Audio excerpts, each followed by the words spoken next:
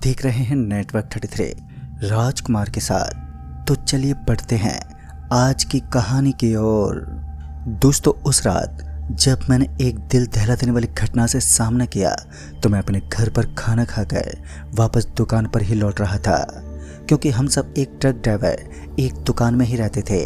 दरअसल हमारे एक दोस्त दुकान चलाने का काम करता था, तो हम सभी उसके पास गप्पे लड़ाने के लिए अमूमन वहीं पर बैठ जाते थे।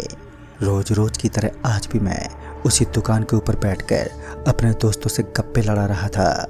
वहाँ पर मौजूद सभी लोग ट्रक ड्राइवर ही थे और इसी बीच मेरे साथी हर्षित को बताया गया कि कुछ ही पलों के बाद 2 ट्रकों को निकालकर डिलीवरी के लिए निकलना है, जो कि पटना के लिए रवाना होगा। पटना यहाँ से तकरीबन 327 किलोमीटर दूर था और इस वक्त रात के 8:30 बजने को आए थे और सही मौके की तलाश में मैं और मेरा एक साथी ड्राइवर उस दुकान से बाहर निकल गए। लेकिन हमें पता चला कि हेल्पर तो अपने घर जा चुके हैं। जब हमने मालिक को सूचित किया कि हेल्पर यहाँ पर मौजूद ही नहीं है, तो उन्होंने बताया कि हेल्पर की ओर से कोई काम ही नहीं है, बस ट्रक के अंदर सामान लोड किया गया है और बस किसी भी हालत में आज की रात डिलीवरी को पटना पहुँचाना है और सुबह 6 बजे से पहले इस काम को करना होगा, जिस पर तुम लोगों को अच्छा खासा डिस्काउंट भी मिलेगा। अब चाहे हमें डिस्काउंट मिले या फिर ना मिले, लेकिन काम तो करना हमारा कर्तव्य था। लिहाजा उसी समय बिना वक्त गवाए मैं अपने साथी ड्राइवर हर्षित के साथ डिलीवरी करने के लिए तैयार हो गया। हम ट्रक में बैठे तो पहली बार मालिक हमारे पास पहुंचा और हमसे कहने लगा कि देखो, आज रास्ता थोड़ा अलग है, इसलिए संभल कर जाना और याद रहे दोनों एक साथ ही रहना। उस सर्द मौसम का माहौल बड़ा ही बेचैन करने वाला था। जब ट्रक से हाथ को बाहर निकालते तो हाथ के ऊपर ओस पड़ने लगती, हाथ पूरा गीला गीला होने लगता और ट्रक के कांच पर भी धुंध से छा रही थी। ऐसे में ट्रक को सही से ड्राइव करना बड़ा ही मुश्किल हो रहा था। बार बार ट्रक को साइड में रोककर कांच के आगे से उसे पहुंचना पड़ता। सड़क पर सरपट भागते हुए ट्रक के विंडो भी अब भीग चुके थे। ट्रक के आगे एक छोटा सा कपड़ा रखा हुआ था, तो मैंने उस कपड़े को उठाया और ट्रक के साइड विंडो को पोंछने लगा।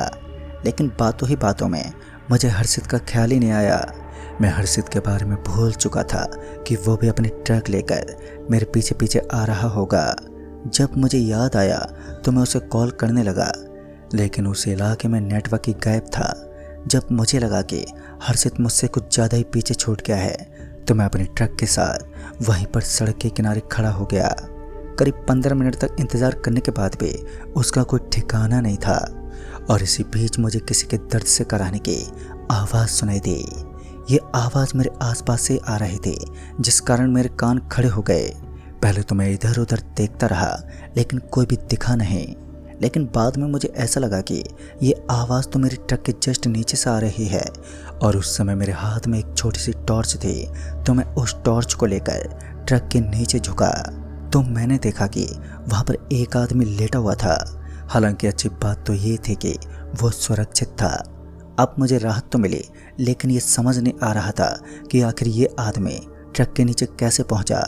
पर इस बार जब तक मैं उस आदमी को ट्रक के नीचे से निकलने को बोल पाता कि तभी हर्षित अपनी ट्रक लेकर पहुंच गया। उसके ट्रक को देखते ही मुझे काफ़ी राहत मिली। हर्षित से मिलने के बाद मैंने तुरंत ही निकलने का सोचा और मैं वापस ट्रक में बैठा। लेकिन फिर मुझे याद आया कि वो आदमी तो मेरे ट्रक के नीचे घुसा हुआ है। तभी मैं उसे वहाँ से हटाने के लिए तुरंत ही अपने ट्रक से नीचे उतर गया और फिर ट्रक के नीचे देखने लगा।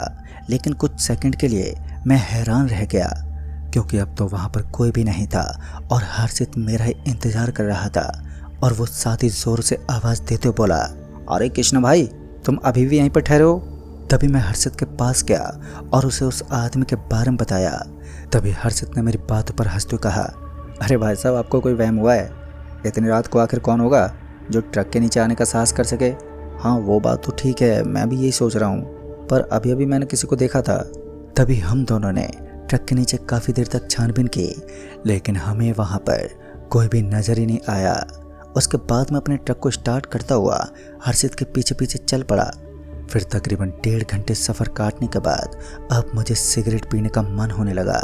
ऊपर से चारों ओर कोई ढाबा भी नज़र नहीं आ रहा था जहाँ अपने ट्रक को रोक सकें। फिर कुछ समय बीतने के बाद मालखाट नामक एक स्थान गुजरा और उस स्थान के गुजरते ही हमें एक बहुत छोटा सा ढाबा दिखा जिसके पास एक हल्की रोशनी जल रही थी। मैंने हर्षित को फ़ोन किया और उसे उसी ढाबे के पास रुकने को कहा ताकि हम उस ढाबे के पास रुककर या तो कुछ खा सकें या फिर सिगरेट पी सकें। उसने भी वैसा ही किया। बस थोड़ी दूर जाने के बाद हमने देखा कि उस ढाबे के पास एक आदमी बैठा था जिसने अपने सामने आग जला रखी थी। इस वक्त रात के 12:30 बज चुके थे और जैसे जैसे रात गुजरने लगती है तो वैसे वैसे धुंध अपनी चरम सीमा पर होती है। धीरे धीरे सामने का दृश्य भी मुश्किल से दिखाई दे रहा था और धुंध गहरी होती जा रही थी।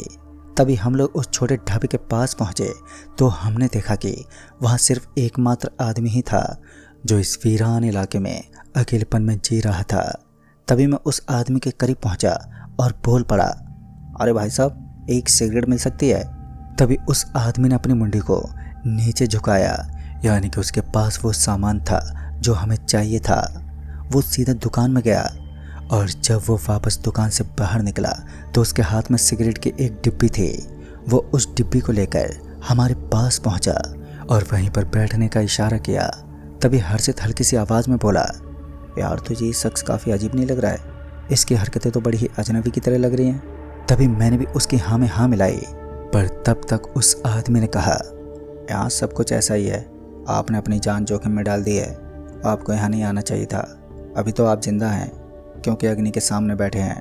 अगर मैं और ये अग्नि का ताप यहाँ मौजूद नहीं होता तो अब तक आप दोनों की डेड बॉडी सड़क के बीचों बीच पड़ी होती।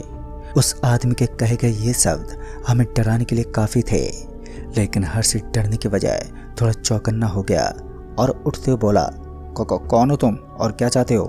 हर्षित की इस बात से उस आदमी पर कोई फर्क ही नहीं पड़ा। वो अभी भी एक हल्की सी मुस्कान देते हुए बस वहीं पर स्थिर बैठा रहा, लेकिन इस बार हर्षित ने हद पार कर दी। उसने उस आदमी की शर्ट को पकड़कर उसे जोर से हिलाने की कोशिश की। तभी बीच बचाव करके मैंने किसी तरह हर्षित को शांत किया, लेकिन अब अपनी ज़िंदगी की सबसे बड़ी गलती करके हर्षित पछताने के लायक भी कहाँ था। उसके बदन में दर्द शुरू हो गया। हर्षित को अचानक इस तरह बदन में दर्द होता देख मुझे भी कुछ सूझ नहीं रहा था। तभी वो हल्की सी कराहने की आवाज़ में बोला, आप मेरे अंदर चलने तक की हिम्मत नहीं है, मुझे कहीं नहीं जाना, अब मैं यहीं पर बैठ जाऊंगा। उसका पूरा बदन टूट सा चुका था। वो उस आग के पास बैठकर दर्द से कराहने लगा। दूसरी तरफ मैं उसका हाथ पकड़कर उसे आश्वासन दे रहा था। हर्षित की हालत बिगड़ती जा रही थी और दूसरी तरफ मैं उस आदमी से मदद की गुहार लगा रहा था, लेकिन वो मेरी बात को सुनने के लिए बिल्कुल भी तैयार ही नहीं था। फिर वो आदमी एक भारी आवाज़ में बोला, अब तो तुम लोग गोल आकार के भयानक चक्रव्यूह के अंदर फंस चुके हो। तुम्हारे दोस्त ने मेरे ऊपर हाथ उठाने की हिम्मत की है, अब इतनी जल्दी इसको माफ़ कहाँ कर सकता हूँ मैं। और फिर तभी मैंने उस आदमी का असली चेहरा देखा जो कि पूरा झुलसा हुआ था। आग के सामने बैठा वो शख्स अब किसी भयानक शैतान के रूप में तब्दील हो चुका था। उसका जबड़ा फटा हुआ था और मैं उसके सामने हाथ जोड़ने लगा। तभी उसने कहा कि चिंता मत करो, मैं तुम्हें कोई नुकसान नहीं पहुंचाऊंगा, लेकिन आज की रात तुम्हें यहीं खतरों से लड़ना होगा, क्योंकि तुम्हारी ज़िंदगी बचाने का एकमात्र यही रास्ता है। अगर तुमने इस आग के पास से खड़े होकर दूसरी तरफ जाने की हिम्मत की तो फिर यह गोल आकार का घेरा तुम्हें कभी भी ख़त्म कर सकता है। उस आदमी का कहना था कि प्रेत आत्माओं द्वारा किसी ऐसे चक्रव्यूह का निर्माण किया जाता है जिसके अंदर इंसान दाखिला लेता है तो वो खुद ब खुद को मौत के घाट उतर जाता है। उस आदमी की गंभीरता से इसके वाक्य मुझे सच लग रहे थे, लेकिन दूसरी तरफ वो भी एक शैतान था, तो इतनी जल्दी उसकी बातों पर विश्वास कर लेना मेरे लिए खतरा भी बन सकता था। और जब उस शैतान को लगा कि उसके चेहरे से मुझे खौफ लग रहा है तो उसने मुझसे कहा, चिंता मत करो, मैं तुम्हें कुछ नहीं करूँगा, क्योंकि मैं भी इसी तरह राक्षसों के चंगुल में फंस चुका हूँ। उस आदमी ने अपने शरीर पर ओढ़ी हुई काले कंबल को हटाया तो मैंने देखा कि उसका पूरा बदन आग से जला हुआ था। उसकी आंखों में आंसू थे जो बता रहे थे कि उसे अपने परिवार से बिछड़ने का कितना दुख है। और उस आदमी के बताए अनुसार मुझे किसी भी हालत में अपनी जगह से उठना नहीं है, चाहे कुछ भी हो जाए। पर मेरा सहकर्मी हर्षित पूरी तरीके से दर्द से कराता हुआ आग के पास बेहोश हो चुका था। अब मैं उस आदमी के साथ बातों में मग्न हो गया। डर की सारी बातें आज ही वो मेरे कानों में फूंकने वाला था। लगभग 2 या 3 घंटे तक मैं उसकी बहस सुनता रहा, लेकिन उसके बाद जो हुआ उसने तो मेरे शरीर में सनसनी मचा दी, क्योंकि कुछ समय के बाद वो आदमी अचानक ही हवा में धुआं हो गया और अब मैं अकेला बच गया था। मेरे चारों ओर मुझे 7 लोग नजर आए। उन 7 लोगों के हाथ में अजीब अजीब हथियार थे। किसी के हाथ में खून से सना हुआ चाकू नजर आ रहा था, तो किसी के हाथों में किसी की कटी हुई मुंडी दिखाई दे रही थी।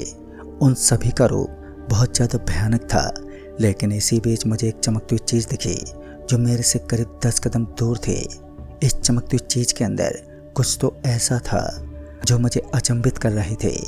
अभी मैं उसी की तरफ देख रहा था कि मेरे पीछे से हर्षित की आवाज़ आई, भाई भाई मुझे बचा लो, ये लोग मुझे मार देंगे। जब मैं पीछे मुड़ा तो मैंने देखा कि उन्होंने हर्षित को बुरी तरह जकड़ रखा है। हर्षित की हालत पतली पड़ने लगी, लेकिन दूसरी तरफ उस आदमी ने कहा था कि मुझे अपनी जगह से उठना नहीं है, चाहे कुछ भी हो जाए। लेकिन जब बात मेरे दोस्त और सहकर्मी पर आ गई तब मुझे उस आदमी की बातों को भी नज़रअंदाज करना पड़ा और आग के पास से खड़ा होकर मैं अपने दोस्त के प्राण बचाने चल दिया। लेकिन मुझे क्या मालूम था कि इसी बीच मैं ही फंस जाऊंगा। इससे पहले कि मैं अपने दोस्त के पास पहुंच जाता कि एक बार फिर मैंने आग की तरफ पलट कर देखा तो मैंने पाया कि अब वो आग भीषण रूप में फैल रही थी और मेरा दोस्त उसके करीब ही पड़ा था। उसकी बॉडी के अगल बगल में आग का ढेर सा लग गया। शायद आग के कारण वो जल सकता था। पता नहीं ये सब क्या हो रहा था।